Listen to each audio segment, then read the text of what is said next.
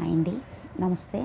Welcome to our channel me and my kids. నేను మీ Neelima Moses. ఈరోజు మనం ఒక మంచి టాపిక్ మాట్లాడుకుందాం.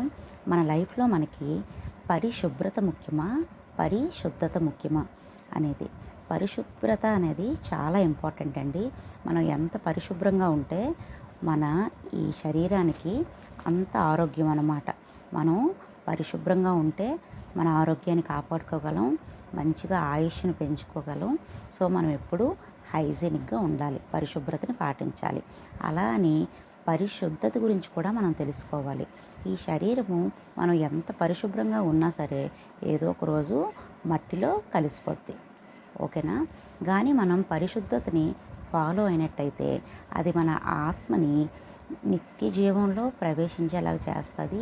దేవునితో మనం నిత్యము సంతోషించి ఆనందించి పరలోక రాజ్యంలో జీవిస్తాము. పరిశుభ్రత అనేది ఈ శరీరానికి ఎంత ఇంపార్టెంటో పరిశుద్ధత అనేది మన ఆత్మీయ జీవితానికి అంత ఇంపార్టెంట్ అనమాట.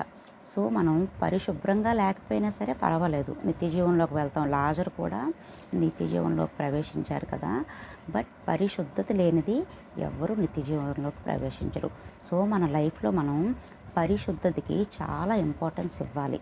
ఇస్తేనే మన ఆత్మకి మనం చాలా మంచి చేసేవాళ్ళం అవుతాము. ఈ లోకంలో మనం జీవించేది కన్నా దేవునితోని మనం జీవించే కాలం మన ఎక్కువ కాబట్టి మనం అందరం పరిశుద్ధంగా ఉందాము, దేవుని దీవెనలు పొందుకుందాము.